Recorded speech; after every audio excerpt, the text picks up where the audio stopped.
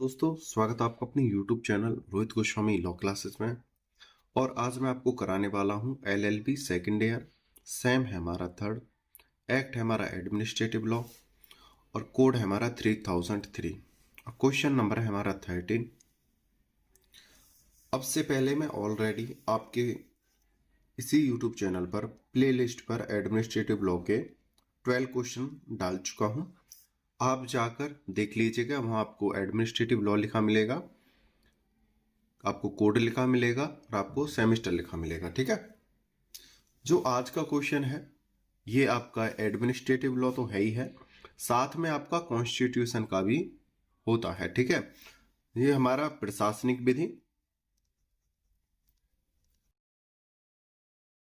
विधि और संविधान, ठीक है, ये दोनों ही एक्टों में आता है क्वेश्चन। ठीक है, और तो ये क्या है, वेरी वेरी इंपॉर्टेंट है हमारे लिए। ठीक है, इसको देखते हैं। जो क्वेश्चन है उसकी बात करते हैं। क्वेश्चन का नाम है बंदी प्रत्यक्षीकरण। बंदी प्रत्यक्षीकरण। क्वेश्चन में चलने से पहले हम थोड़ा सा इसे एक्सप्लेन करते हैं। बंदी प्रत्यक्षीकरण होता क्या है।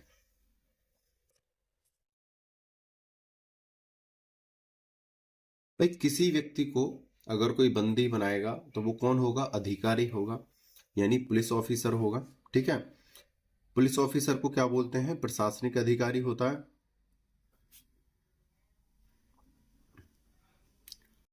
अधिकारी ने अगर किसी ए नाम के व्यक्ति को बंदी बनाया है तो उसके पास एक प्रॉपर कारण या रीजन होना चाहिए जिसके तहत उसे पकड़ा जाए। ठीक है, दूसरी बात, जो प्राधिकारी होता है, प्राधिकारी को अधिकारी जो होता है उसे प्राधिकार होते हैं। क्या होते हैं, प्राधिकार। किसी भी प्रशासनिक अधिकारी को, जो चाहे वो प्राइवेट क्षेत्र में काम करता हो चाहे वो सरकारी क्षेत्र में काम करता हो, ठीक है, प्राइवेट हो या गवर्नमेंट हो, किसी भी क्षेत्र का हो, प्रत्येक अधिकारी को अपने जिस निकाय में या किसी संघ में जिससे वो जुड़ा हुआ है या जिसका वो अधिकारी है उसको कुछ अधिकार दिए जाते हैं। ठीक है, जैसे पुलिस में है तो पुलिस को राज्य ने या केंद्र ने कुछ अधिकार दिए होते हैं पुलिस को। ठीक है, उन अधिकारों का प्रयोग वो अपराधियों के खिलाफ करती है और लोक व्यवस्था के लिए करती है। ठीक है, जिन अधिकारों को वो प्रयोग करती है अपराधी के खिलाफ और लोक व्यवस्था के खिलाफ, उस पावर को प्राधिकार कहते हैं, उस शक्ति को प्राधिकार कहते हैं। ठीक है, जैसे कोई कॉलेज है, ठीक है, कॉलेज में सेमेस्टर वाइज आपके टीचर बटे हुए होते हैं, फिर एक्ट वाइज आपके टीचर बटे हुए होते हैं। सपोज करो कोई एडमिनिस्ट्रेटिव लॉ का आपका टीचर है, ठीक है, लॉ का, उसको अधिकार दिए हैं कि आप एडमिनिस्ट्रेटिव लॉ पढ़ाओगे अपनी क्लास में जाके। ठीक है, तो जो उसे अधिकार दिए हैं सिर्फ किसके दिए हैं, एडमिनिस्ट्रेटिव लॉ के दिए हैं। ये अधिकार है तो इस अधिकार को क्या कहेंगे, टीचर का प्राधिकार। ठीक है, तो प्रिंसिपल ने या जिस कमेटी ने उसको नियुक्त करा है एडमिनिस्ट्रेटिव लॉ पढ़ाने के लिए, उसको जो अधिकार दिए हैं एडमिनिस्ट्रेटिव लॉ पढ़ाने को, उसी को क्या कहते हैं, प्राधिकार यानी शक्ति। तो बात करते हैं, अगर किसी पुलिस अधिकारी ने अपने किस प्राधिकार के अंतर्गत उस व्यक्ति को बंदी बनाया है उसे बताइए। ठीक है, ए नाम का व्यक्ति है, पुलिस ने इसे बंदी बनाया या तो इसे जेल भेज दिया, ठीक है, या थाने में है, तो इससे जो संबंधित व्यक्ति है ए से, या तो ए स्वयं अपने वकील के द्वारा या इसके संबंधित कोई भी व्यक्ति हो, दोस्त हो सकता है, परिवार का कोई अन्य सदस्य हो सकता है, या कोई ऐसा ग्रुप हो सकता है जो लोक कल्याण का कार्य करता है। वो व्यक्ति एक रिट दायर करते हैं न्यायालय को, ठीक है, क्या देते हैं, रिट, या कोई पत्र मान लो, ठीक है, अब साधारण तौर पे पत्र मान लो, पत्र देते हैं, उसमें कहते हैं कि ए नाम के जो व्यक्ति को पकड़ा गया है वो गैर कानूनी है और अधिकारियों ने अपने प्राधिकार का गलत इस्तेमाल किया है। आप जरा उस पर गौर कीजिए। तो न्यायालय उस पर गौर करता है और उसकी छानबीन करता है और कहता है उस व्यक्ति को छोड़ा जाए जो आपने बंदी बनाया है, ठीक है। इसी के ऊपर ये पूरा क्वेश्चन है। क्या प्रक्रिया होती है, प्राधिकार क्या होते हैं, कैसे छोड़ा जाता है, केस बाद क्या कहते हैं, हमारे जो केसेस होते हैं वो क्या हमें समझाते हैं, इन सभी टॉपिकों को हम अपने क्वेश्चन में कवर करेंगे। अभी कुछ दिनों से पेपर स्टार्ट हैं और बच्चों की कमेंट पे कमेंट आती हैं कि सर हमारे वेरी शॉर्ट और शॉर्ट क्वेश्चन करा दीजिए। तो भाई मैं आपसे कहना चाहता हूं कि जो लॉन्ग क्वेश्चन होता है वहीं से आपके वेरी शॉर्ट और शॉर्ट क्वेश्चन तैयार हो जाते हैं। आप एक हॉल वे में देखते हैं, पूरे क्वेश्चन को देखते हैं कि ये लॉन्ग क्वेश्चन है और इस लॉन्ग क्वेश्चन में से शॉर्ट और वेरी शॉर्ट क्वेश्चन नहीं बनेंगे। आप लॉन्ग क्वेश्चन को देखकर फिर कमेंट करने लगते हो, परेशान हो जाते हो। लॉन्ग क्वेश्चन में से ही शॉर्ट और वेरी शॉर्ट क्वेश्चन बनते हैं, ठीक है। तो प्लीज अगर आपकी समझ में नहीं आता है किसी कारण से तो आप कमेंट करो, उसके लिए मैं आपको जवाब देने के लिए तैयार हूं। लेकिन अब हम चलते हैं अपने क्वेश्चन की तरफ, ठीक है।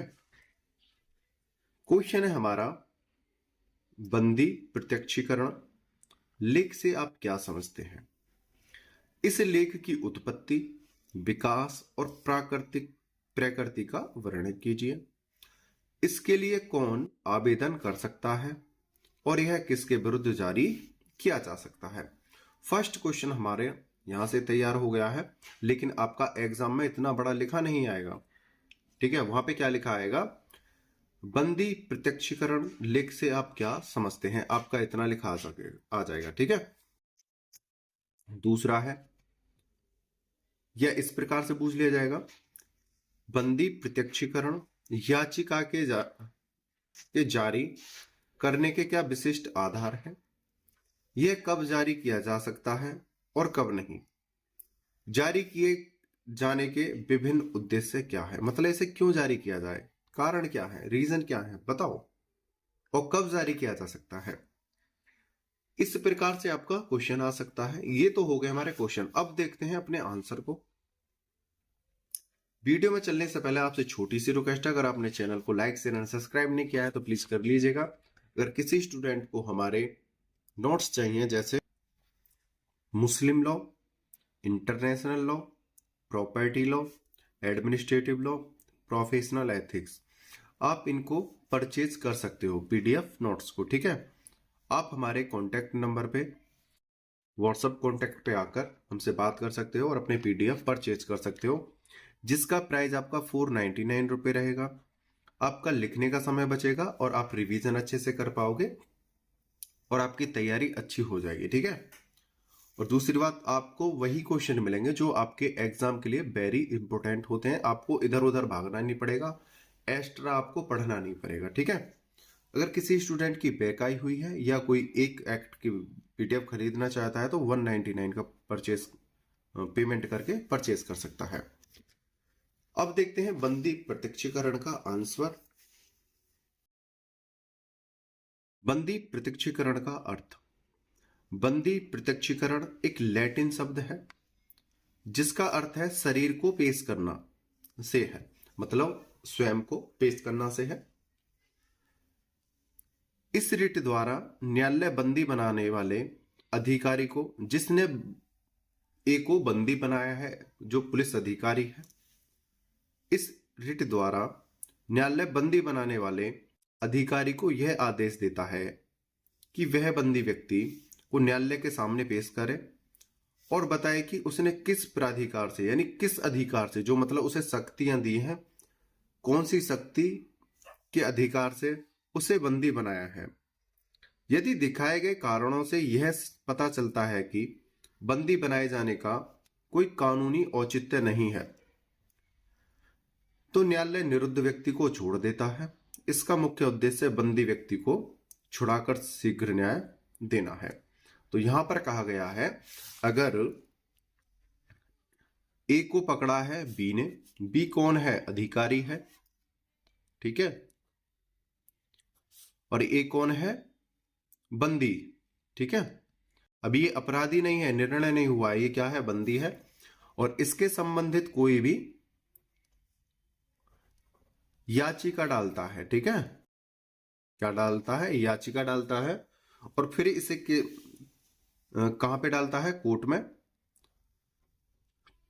और न्यायालय कहता है उस अधिकारी से कि इस बंदी को कोर्ट में पेश किया जाए, ठीक है। ए आएगा कोर्ट के अंदर। अब ये अधिकारी इसके अपराध को बताएगा। अगर अपराध ऐसा है कि उसे बंदी बनाए रखा जाए तो न्यायालय उसे नहीं छोड़ेगा। अगर उसका अपराध ऐसा नहीं है कि उसे बंदी बनाया जाए, या उसका अपराध बिल्कुल भी नहीं है, उसे खामोखा पकड़ा है, तो न्यायालय उसे तुरंत छोड़ने का आदेश देती है। उसी को कहते हैं बंदी प्रत्यक्षीकरण, ठीक है। आगे चलते हैं। आरंभ में यानी प्रारंभ में बंदी प्रत्यक्षीकरण रिट के अंतर्गत बंदी व्यक्ति को न्यायालय के सामने पेश करना एक आवश्यक शर्त थी, किंतु कानू सान्याल बनाम जिला मजिस्ट्रेट दार्जिलिंग 1974 सुप्रीम कोर्ट में सर्वोच्च, मतलब एक केस है कानू सान्याल बनाम जिला मजिस्ट्रेट, जैसा कि मैं प्रत्येक वीडियो में बताता हूं, आपके लिए डेफिनेशन और आपके जो केसेस होते हैं, हेडिंग्स होती हैं, ये आपके नंबर बहुत ज्यादा बढ़ा देती हैं। तो हमने यहाँ पे केसेस की संख्या रखी है जो आपके पेपर को अच्छा बना देगी, ठीक है। अब देखते हैं इस केस में क्या है सर्वोच्च न्यायालय का आदेश। इसमें सर्वोच्च न्यायालय ने यह निर्णय दिया कि वह बदली हुई परिस्थितियों में बंदी व्यक्ति को न्यायालय में पेश करना आवश्यक नहीं है, क्योंकि यह एक प्रतिक्रियात्मक रिट है। इसका संबंध न्याय पद्धति से है, ना कि मौलिक विधि से। इसका उद्देश्य उस व्यक्ति को रिहा करना है जिसकी स्वतंत्रता पर गैर कानूनी अवरोध लगाया गया है। सर्वोच्च न्यायालय ने बोला था उस व्यक्ति को छोड़ना अनिवार्य नहीं है, जिसने अपराध किया है और जेल में है उसको नहीं छोड़ा जाएगा। अगर किसी व्यक्ति को गलती से पकड़ लिया गया है या उसका अपराध उस प्रकार का नहीं है कि आप उसे बंदी बनाओ या जेल में डाल दो, तो उस व्यक्ति को तुरंत छोड़ा जाएगा, अन्यथा नहीं। तो यहां पर कोर्ट ने यह कहा था। आगे चलते हैं। दूसरा केस है हमारा सुनील बत्रा बनाम दिल्ली प्रशासन 1918 सुप्रीम कोर्ट। इसमें उच्चतम न्यायालय ने निर्णय दिया कि इस रिट का प्रयोग गिरफ्तारी के मुक्त कराने के साथ जेल में हुए अमानवीय और क्रूर बर्तावों को संरक्षण प्रदान करने के लिए भी किया जाएगा। अगर जैसे ए है, ए को बंदी बनाकर कहां पे रखा गया था, जेल में या थाने के अंदर, ठीक है। उस वक्त वो अपराधी नहीं है, लेकिन उन्होंने गलती से पकड़ा या जानबूझकर उन्होंने उसे पकड़ लिया और इसके साथ अमानवीय व्यवहार किया है या इसे परेशान किया है, ठीक है, और इसके अधिकारों का क्या हुआ है, हनन, या इसकी क्या हुई है, मानहानि हुई है, ठीक है। उन स्थितियों में क्या होगा, जहां की अन्याय दिखाई पड़ेगा, न्यायालय उसे दूर करने के लिए बंदी प्रत्यक्षीकरण रिट जारी करेगा। तो उस स्थिति में एक तो उसे न्याय दिलाया जाएगा ए को, और उसे तुरंत छोड़ने का आदेश दिया जाएगा। उस अधिकारी को बोला जाएगा कि इसे तुरंत छोड़ो। और आगे देखते हैं बंदी प्रत्यक्षीकरण रिट की प्रकृति। यह रिट न्यायालय द्वारा एक आदेश के रूप में उन सरकारी अधिकारियों या प्राइवेट व्यक्तियों के खिलाफ जारी किया जाता है जो किसी व्यक्ति को गैर कानूनी रूप से बंदी बनाए हुए हैं। अब एक दूसरा ट्विस्ट और आता है इस क्वेश्चन में, उसे भी समझते हैं। यहां पे बोला है ये चीज वहां पर भी लगती है बंदी प्रत्यक्षीकरण, अगर कोई प्राइवेट व्यक्ति है या कोई सरकारी व्यक्ति है, उसके अधिकारी ने या उसके मालिक ने, जो प्राइवेट कंपनी का मालिक है, या उसके किसी बड़े मुंशी ने या किसी दबंग व्यक्ति ने उन्हें जबरदस्ती क्या है, पकड़ रखा है, जबरदस्ती काम कराया जा रहा है, उन्हें निकलने नहीं दिया जा रहा है। ठीक है, तो ऐसे व्यक्तियों को भी न्यायालय द्वारा राहत दी जाएगी, उन्हें छुड़वाया जाएगा। ठीक है, थोड़ा और समझते हैं। ये तो हो गया हमारा अधिकारी और पुलिस का मैटर। अब थोड़ा सा आगे समझते हैं। ए है और बी है। ए जो है किसी बी को, जैसे ए है और बी है, ए ने बी के अंतर्गत क्या हो सकता है, पुत्र हो सकता है, पुत्री हो सकती है, यानी कहने का मतलब है कोई भी संबंध हो सकता है। ठीक है, या कोई कर्मचारी हो सकता है, वो सरकारी हो या प्राइवेट हो, सरकारी हो या प्राइवेट हो, या कोई अन्य व्यक्ति हो, 1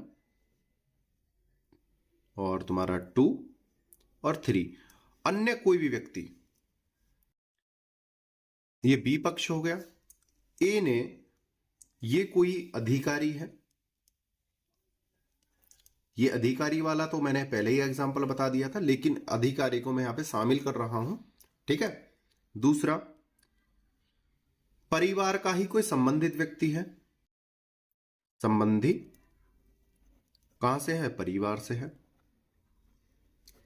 ठीक है, तीसरा कोई मालिक,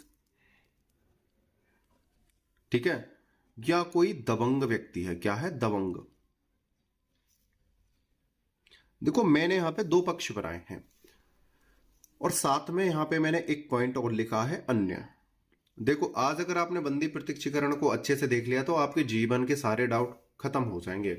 आपको कहीं से पढ़ने की, कुछ देखने की जरूरत नहीं होगी।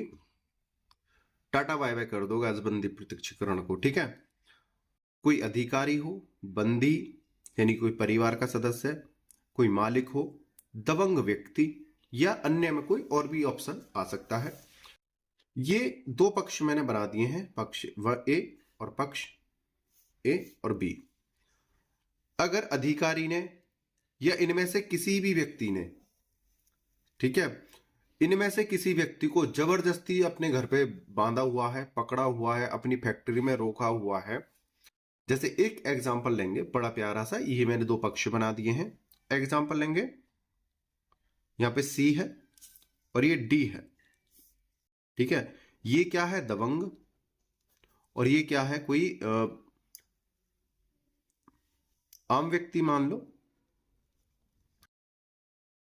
ठीक है, इस दबंग व्यक्ति ने इस आम व्यक्ति को अपने यहां पर घर पर क्या है, कैद कर रखा है, किसको, डी को, और इससे कोई जबरदस्ती काम करा रहा है। ठीक है, तो जो डी के संबंधी हैं, जैसे मैंने यहां पे बताया संबंधी, डी के संबंधी व्यक्ति कोई भी, या कोई लोक कार्यकर्ता, या कोई पार्टी, या कोई दोस्त, रिट दायर करके, क्या करके, रिट या याचिका देकर, जो इसको बंदी बनाया गया है, कोर्ट द्वारा इसे छुड़वाने की याचिका देकर इसे छुड़ा सकती है और इस व्यक्ति को दंड दिलवा सकती है। ठीक है, तो इस प्रकार के भी क्वेश्चन हमारे मतलब इस प्रकार के क्वेश्चन आ सकते हैं।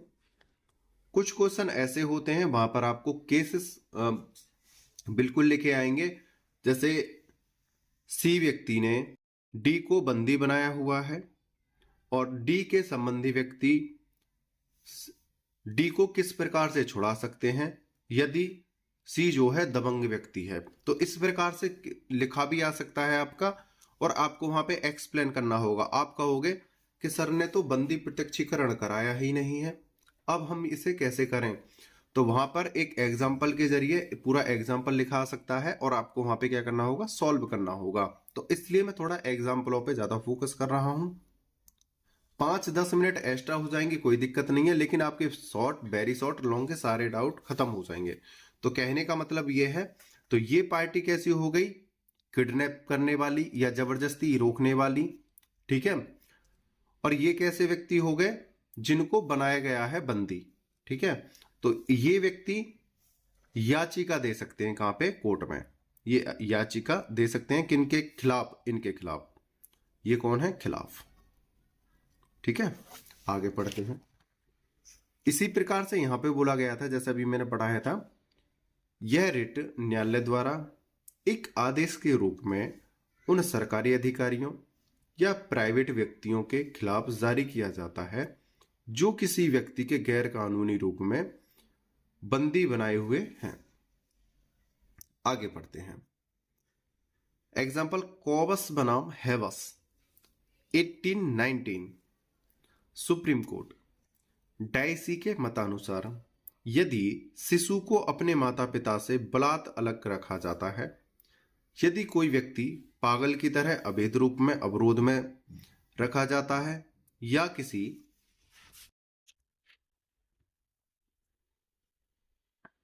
किसी संस्थाई को अपने धार्मिक कृत्यों को करने से रोका जाता है, जैसा कि अभी मैंने एक एग्जांपल बताया था, जैसे माता पिता हैं, कोई बच्चा है, ठीक है, लड़की हो या लड़का हो, या तो माँ ने या पिता ने बच्चे को जबरदस्ती अपने पास रोका हुआ है, लेकिन बच्चे का जो मन है, जिसने रोका हुआ है, उसके पास रहने का नहीं है। माँ या पिता जो ऑब्जेक्शन करती है कि जो बच्चा है मेरी कस्टडी में आना चाहिए और वो अपने पिता के साथ नहीं रह रहा है, या जिसके पास रह रहा है जबरदस्ती उन्होंने रोका हुआ है, वो उसे मारते हैं, पीटते हैं या कोई गलत कार्य कराते हैं, तो ऐसी स्थिति में बच्चे की तरफ से कोई भी व्यक्ति, या तो माता पिता में से कोई एक हो सकता है, या ये नहीं है तो इनका कोई संबंधी, या माता पिता के अतिरिक्त किसी अन्य संबंधी ने, यानी किसी परिवार के सदस्य ने, भाई ये भी तो हो सकता है माता पिता ना हो, किसी अन्य परिवार के सदस्य ने इस बच्चे को जबरदस्ती बंदी बना रखा हो, अपने पास कब्जे में रख रखा हो, किसी भी लालच से, प्रॉपर्टी के लालच से, कार्य कराने के लालच से, ये भी हो सकता है। तो उस बच्चे को छुड़ाने के लिए जो इससे प्रेम करता है या बच्चा जिसके पास जाना चाहता है, अगर वो याचिका डालकर इसे छुड़ाना चाहते हैं तो कोर्ट इस बच्चे को तुरंत आजाद कराने का आदेश देगी।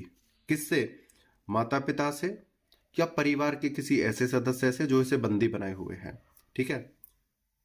दूसरा पॉइंट है, कोई स्वस्थ चित्त व्यक्ति है, यानी समझदार, पागल समझा जाए जिसे, ये मानकर, मतलब व्यक्ति कैसा है, स्वस्थ चित्त व्यक्ति है, समझदार है, लेकिन उसे क्या समझा जाए, पागल समझा जाए, किसके द्वारा, बी पार्टी के द्वारा, और उसे जबरदस्ती कैद कर लिया जाए और ये कहा जाए कि ये तो पागल है, ये लोगों को परेशान करेगा, मारेगा, पीटेगा, और ये व्यक्ति कैसा है, सही है।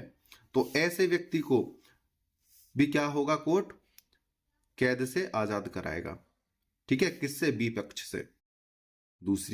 तीसरा पॉइंट आ जाता है, पूजा पाठ, कोई भी, यानी किसी भी धर्म से हो आप, ठीक है, किसी भी समाज से हो, किसी धर्म से हो, अगर आपकी आस्था में कोई बाधा डालता है या आपको घर में कैद करता है या आपको पूजा पाठ करने से रोकता है, तो ऐसे व्यक्ति के खिलाफ भी आप याचिका दे सकते हो। उस व्यक्ति ने जो पूजा पाठ कर रहा है उसको क्या कर दिया है, कैद कर दिया है, ठीक है, उसे मार रहा है, परेशान कर रहा है, उसके अधिकारों का हनन कर रहा है, तो बंदी प्रत्यक्षीकरण दे जारी करके याचिका उसको उसके अधिकारों को दिलाया जा सकता है, या अगर कैद कर रखा है कहीं पे या उसे रोकथाम कर रखा है तो उसे छुड़ाया जा सकता है। देखो अब आगे बात करते हैं, क्वेश्चन ज्यादा लंबा हो रहा है। कैद दो प्रकार की होती है, ठीक है, एक तो जेल हो गई, ठीक है, या किसी को कमरे में बंद कर देना। अब कैद कैसे हो गई, एक तो जेल में है, 24 आवर्स क्या रहेगा, जेल में ही रहेगा। ठीक है, अब पूजा का टाइम कैसा होता है, सुबह को हो या किसी की नमाज का टाइम हो या शाम सवेरे, जिस समय वो पूजा करने जाता है। ठीक है, जो पूजा का क्या हो, पूजा पाठ का समय, उस समय उस व्यक्ति को कमरे में बंद कर दे, ताला लगा दे, या उसे डराए धमकाए या मारपीट करके उसे क्या कर दे, कमरे में कैद कर दे। ये भी क्या है, कैद करना ही है, और इसको कहते हैं अवरोध। ठीक है, या प्रतिरोध। ठीक है, उसको उस समय के लिए रोकथाम करना, जिस समय वो पूजा करने जा रहा है उसका पूजा का समय निकाल देना, उसको भी क्या बोला जाता है, कैद बोला जाता है। तो ऐसे व्यक्ति के खिलाफ भी याचिका दायर करके अपने अधिकारों को वापस लिया जा सकता है। ठीक है, अब चलते हैं आगे। तो इन स्थितियों में यह समझा जाता है कि वे लोग अपनी व्यक्तिगत स्वतंत्रता से वंचित किए गए हैं। ठीक है, और न्यायालय बंदी प्रत्यक्षीकरण की रिट जारी कर अवरोध करने वाले, जैसा कि अभी मैंने बताया है अवरोध और प्रतिरोध क्या होता है, ये बहुत बड़ा क्वेश्चन बन जाएगा, बहुत बड़ा। तो शॉर्ट में बता दिया है, बंदी प्रत्यक्षीकरण की रिट जारी कर अवरोध करने वाले उन व्यक्तियों को यह आदेश देगा कि पीड़ित पक्ष को न्यायालय के समक्ष पेश करे, और यदि उनका अवरोध न्यायोचित नहीं है तो उन्हें मुक्त करने का आदेश देगा। अगर उनका उद्देश्य उचित है, क्या है, उन्हें कैद करना। भाई सपोज करो कोई पूजा पाठ के बहाने, किसी आस्था के बहाने वहां पर क्या करने जाए, नुकसान पहुंचाने जाए, भाई कोई भी किसी भी प्रकार का नुकसान पहुंचा दे या किसी की भावनाओं को ठेस करने जाए, तो ऐसे व्यक्ति को अगर बंदी बनाया गया है तो सही है। अगर उसकी आस्था सही है और उसे बंदी बनाया जा रहा है तो उसे छोड़ा, मतलब उसे स्वतंत्रता दी जाएगी। ठीक है, अगर उसकी आस्था ऐसी है कि मैं पूजा पाठ के बहाने जाऊं और वहां पर कोई गलत कृत्य करूं जिससे किसी के धर्म को या किसी की पूजा पाठ में क्या हो, विघ्न हो, तो ऐसे व्यक्ति को अगर अवरोध करा गया है तो उसे बंदी से मुक्त नहीं किया जाएगा, बल्कि उसे और जेल में डाल दिया जाएगा या उसे सजा दी जाएगी। ठीक है, आगे चलते हैं। बंदी प्रत्यक्षीकरण रिट की उत्पत्ति और विकास। इसकी उत्पत्ति कहां से हुई है, इसका विकास कहां से हुआ है, उसे देखते हैं। मैटलैंड के अनुसार यह एक ऐसा रिट है, यानी ऐसी रिट है, ऐसी रिट थी जिसके द्वारा सामंतवादी युग में प्राइवेट बंदी गृह में किसी व्यक्ति के बंदी बनाए जाने पर सम्राट उसके बंदी बनाए जाने की पूछताछ करता था। यानी प्राचीन काल में राजा महाराजा के समय में अगर कोई व्यक्ति जेल में आता है, क्या आता है, जेल में कोई भी ABC कोई भी व्यक्ति जेल में आता है, तो राजा पूछता था कि इस व्यक्ति को आपने जेल में क्यों रखा है, इसके कारण क्या हैं, इसका अपराध क्या है, मुझे बताइए। तो जो सिपाही होते थे, भाई दरबार लगता था, दरबार को क्या कहा जाता था उस समय का, कोर्ट कहा जाता था, न्यायालय। तो राजा उनके कारण पूछता था, पूछताछ करता था, तो उसके सिपाही कारण बताते थे। अगर कारण उचित है पकड़ने का तो उसे जेल में रहने दिया जाता था, अगर कारण उचित नहीं है तो उसे क्या कर देते थे, रिहा करते थे। ठीक है, 17वीं शताब्दी में इंग्लैंड के कॉमन लॉ और संसद ने संयुक्त रूप में क्राउन के विरुद्ध यह तर्क दिया कि रिट जो कॉमन लॉ की आधिकारिकता से सामान्य व्यक्ति को स्वतंत्रता का संरक्षण देने के रूप में विकसित हो गया है, कि अब ये जो कानून है थोड़ा बड़ा हो गया है और ये प्रचलित है समाज में। ठीक है, 17वीं शताब्दी से ये प्रचलन में आ गया था ज्यादा तौर पे। भारत में सन 1774 में कलकत्ता के सुप्रीम कोर्ट की स्थापना के साथ, देखो भारत का जो प्रथम सुप्रीम कोर्ट न्यायालय था, भारत का प्रथम न्यायालय कहां पर बना था, कलकत्ता में, और 1774 में। ठीक है, तो जब ये सर्वप्रथम बना था उसी समय स्थापना के साथ सर्वप्रथम बंदी प्रत्यक्षीकरण के समादेश का प्रयोग कलकत्ता में आरंभ हुआ। मतलब पहली बार 1774 ईस्वी में कलकत्ता में कोर्ट बना था, भारत का सबसे पहला कोर्ट था, और उसी समय बंदी प्रत्यक्षीकरण को लागू किया गया था। ठीक है। सन 1800 ईस्वी में मद्रास और मुंबई के सुप्रीम कोर्टों तथा सन 1861 में देश के भिन्न भिन्न भागों में स्थापित उच्च न्यायालयों को बंदी प्रत्यक्षीकरण को जारी करने का अधिकार दिया गया। सर्वप्रथम कलकत्ता में बंदी प्रत्यक्षीकरण को अपनाया गया। भाई बहुत जरूरी क्वेश्चन है, यहां से आपका 5 नंबर का भी आ सकता है, 10 का भी आ सकता है, और अगर आपका कोई विकल्प वाला पेपर है तो वहां पर भी यहां से क्वेश्चन बन सकते हैं। ठीक है। तो क्या है, 1774 में पहली बार कलकत्ता में, उसके बाद 1800 ईस्वी में मद्रास और मुंबई में, उसके बाद 1861 में विभिन्न विभिन्न भागों में या राज्यों में लागू किया गया था। आगे चलते हैं।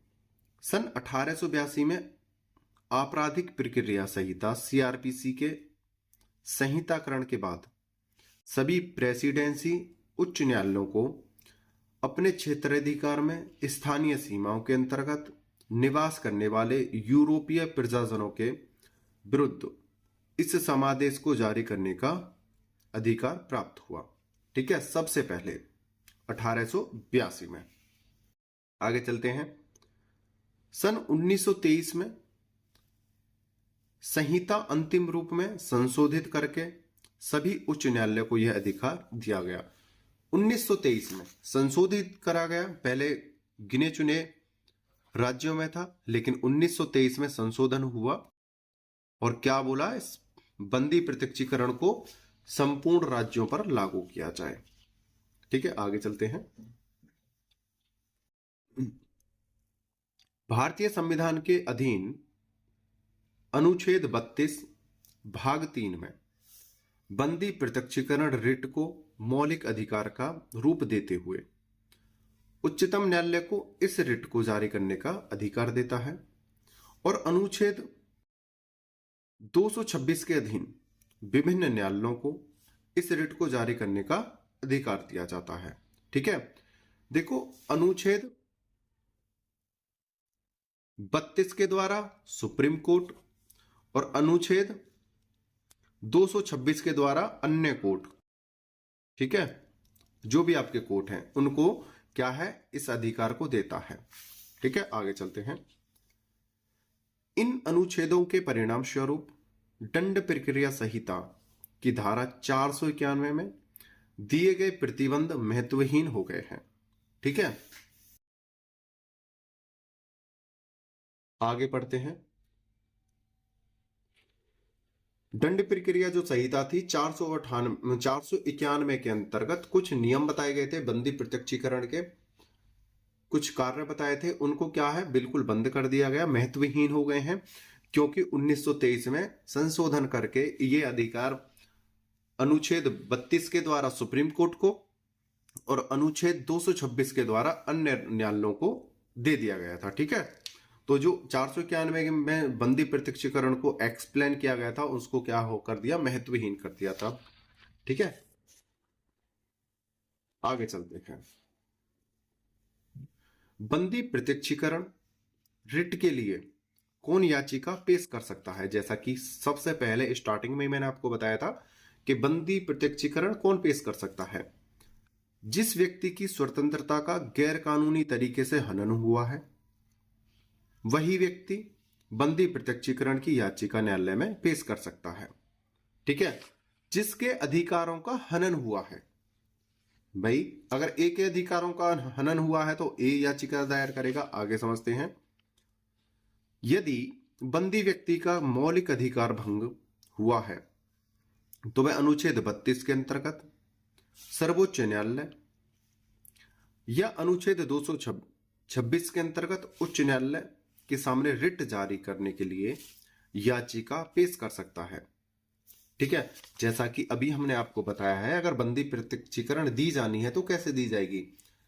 अनुच्छेद 32 के द्वारा हम सुप्रीम कोर्ट में जा सकते हैं, और अनुच्छेद 226 के द्वारा हम किसी भी जो राज्य का कोर्ट होता है, उच्च कोर्ट यानी उच्च न्यायालय, वहां पर जा सकते हैं 226 के द्वारा, और 32 के द्वारा सुप्रीम कोर्ट। ठीक है, अब बात करते हैं, पहले बोला है जिसके अधिकारों का हनन हुआ है वही जा सकता है। ठीक है, अब प्लस कौन जा सकता है उसे और देखते हैं। आधुनिक युग में यह रिट पीड़ित व्यक्ति के अलावा किसी अन्य व्यक्ति जैसे दोस्त, हितैषी या रिश्तेदार या सामाजिक कार्यकर्ता द्वारा भी याचिका पेश की जा सकती है। सामाजिक कार्यकर्ता मतलब कोई पार्टी है, कोई लोक हित का कार्य करने वाला संघ है, कोई संस्था है, या किसी समाज के व्यक्ति की आस्थाओं को तोड़ा या मरोड़ा जा रहा है, परेशान किया जा रहा है, तो उस समाज का कोई व्यक्ति इस प्रकार से याचिका दे सकता है। ठीक है, आगे चलते हैं। बंदी प्रत्यक्षीकरण रिट किसके विरुद्ध जारी किया जा सकता है, अब ये बात आती है, इसे देखते हैं। यह रिट न्यायालय के क्षेत्राधिकार में आने वाले उन सभी सरकारी या गैर सरकारी यानी प्राइवेट व्यक्ति को, जैसा कि मैंने स्टार्टिंग में बताया है, ये नहीं है कि सरकारी व्यक्ति के ऊपर ही लगेगा, ये प्राइवेट व्यक्ति के ऊपर भी लगेगा, आम आदमी के ऊपर भी लगेगा। व्यक्तियों के विरुद्ध जारी किया जा सकता है जिन्होंने अवैधानिक रूप से किसी व्यक्ति को अपनी अभिरक्षा में रखा हो। ठीक है भाई, देखो मैं समझाते वक्त, आपको एक्सप्लेन करते वक्त थोड़ा टाइम लेता हूं, 4-5 मान लो 10 मिनट में आपकी एक्स्ट्रा ले लूंगा, तो क्या होगा, कुछ नहीं होगा, आपको और अच्छे से समझ में आएगा। जब आप पेपर में बैठोगे ना, जैसे आप कोई फिल्म देख के आते हो ना, उसकी स्टोरी आपके दिमाग पर छपी रहती है, आप आंख मीच कर एक सांस में पूरी कहानी बता देते हो, स्टोरी बता देते हो। आंख मीचोगे, आपकी कलम चलती रहेगी और आपको कहानी याद आती रहेगी। आंख मीची, कहानी याद आई, फटाक से आंख खोलो, लिख दो, यानी आपके दिमाग में कहानी स्टोरी चलेगी कि भाई सर भाई ने ऐसे बताया है, भैया ने ऐसे बताया है, सर ने ऐसे बताया है। ठीक है, तो आपकी स्टोरी चलती रहेगी, आप क्वेश्चन को आराम से करते रहोगे। ठीक है, इसलिए मैं एक्सप्लेन करने की ज्यादा कोशिश करता हूं जो एक स्टोरी तौर पर आपके पास बनी रहे। आगे देखते हैं, बंदी प्रत्यक्षीकरण रिट कब जारी नहीं किया जा सकता, मतलब कब जारी नहीं कर सकते हैं, ये भी देखते हैं। जब कोई व्यक्ति न्यायालय द्वारा दिए सजा में पहले से जेल में हो, मतलब ए है, ए को कोर्ट ने ऑलरेडी ही सजा दे रखी है और वो किस में है, जेल में है। भाई बंदी प्रत्यक्षीकरण देकर उसे दोबारा थोड़ी कोर्ट में पेश किया जाएगा, तो कोर्ट ने तो उसे देख के परख के उसे सजा देकर ऑलरेडी को जेल में डाल रखा है, तो उसे दोबारा थोड़ी कोर्ट में लाया जाएगा। तो वहां पे कोर्ट ने उसे देख लिया है तो वो जेल में ही रहेगा, उस व्यक्ति को नहीं छोड़ा जाएगा।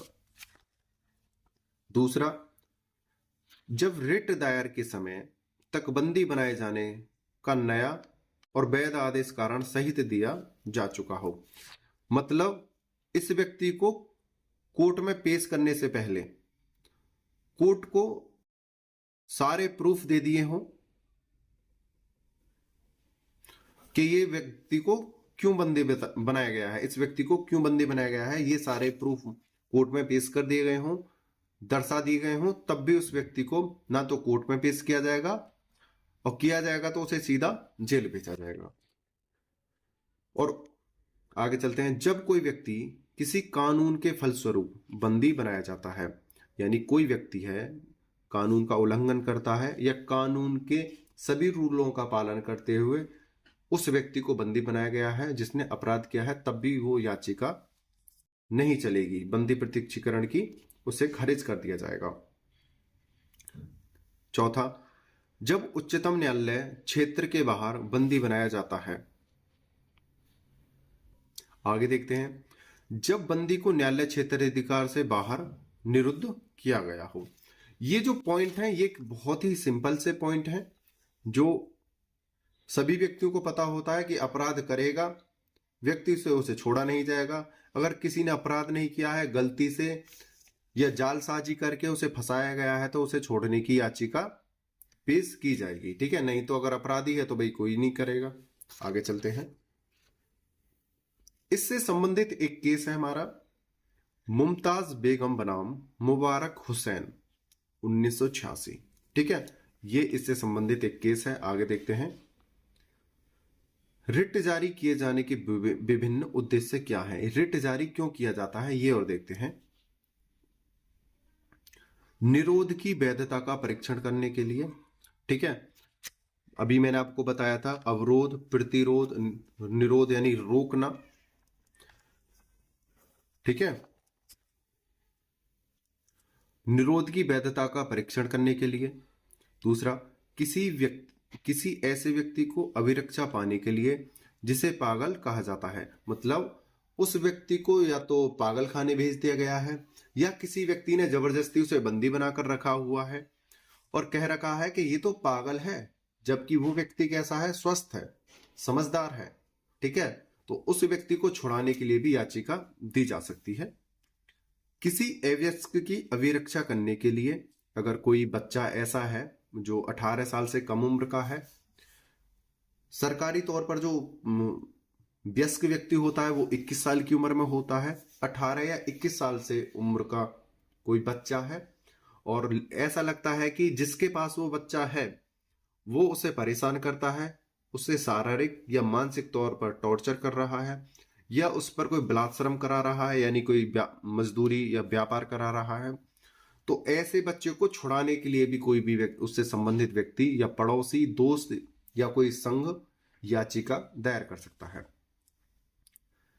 किसी पति या पत्नी को अभिरक्षा में पाने के लिए, सपोज करो पति पत्नी के लड़ाई झगड़े हुए, पत्नी गुस्सा होकर अपने मायके चली गई, मायके कौन लेकर जाएगा, उसके भैया या माता पिताजी लेकर जाएंगे और पति जाता है उसे वापस बुलाने के लिए कि भाई आप वापस आ जाओ, वो नहीं वापस जाती है, तो जो पति होता है बंदी प्रत्यक्षीकरण की याचिका कोर्ट में दे सकता है।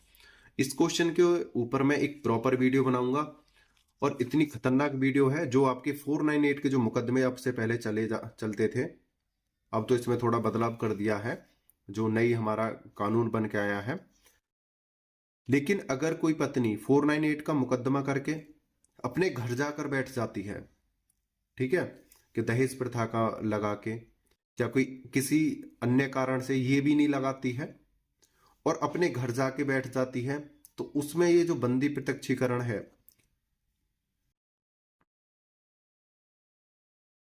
ये जो है पति के लिए रामबाण होती है। क्या होती है? रामबाण। ठीक है, ये एक ऐसा रामबाण है, इसके जरिए से लड़की बहुत जल्दी आपके घर वापस आ सकती है और वो खुद कहेगी कोर्ट में कि हाँ मैं वापस जाना चाहती हूँ। इसकी एक कहानी है, प्रॉपर वे में आपको समझाएंगे। पतियों के लिए बहुत बेनिफिट मिलता है इस बंदी प्रत्यक्षीकरण से। ठीक है, और जिसे चाहिए इसकी वीडियो वो कमेंट करना कि हाँ सर बनाइए इसके ऊपर प्रॉपर वीडियो, तो प्रॉपर वीडियो बना कर लाऊंगा आपके लिए। ठीक है, आगे चलते हैं। सदन के विशेषाधिकार के भंग करने पर निरोध की वैधता का परीक्षण करने के लिए और संकटकालीन अवधि में प्रशासन द्वारा निरोध की वैधता का परीक्षण किए जाने के लिए आदि। ठीक है, ये था हमारे जो कुछ कारण थे क्यों इसे दिया जा सकता है। उम्मीद करता हूं यह क्वेश्चन आपको अच्छे से समझ में आया होगा। अगर कहीं कोई त्रुटि है, कहीं से आपको समझ में नहीं आया है, तो आप कमेंट करना और वीडियो का टाइम लिख के आप कमेंट में भेज देना, या तो आपको पर्सनल नंबर पे मैं आपको वीडियो भेज दूंगा या यूट्यूब पर दोबारा से 5-10 मिनट की वीडियो बनाकर अपलोड कर दूंगा। और कोशिश तो यही की है कि आपको अच्छे से समझ में आया हो। कमेंट कर देना इस नंबर पे या आप वीडियो पर ही। आपने वीडियो को अंत तक देखा है, मुझे अच्छे से सुना है, उसके लिए धन्यवाद। Please like, share and subscribe जरूर करना। टेक केयर, बाय बाय, जय हिंद, जय भारत।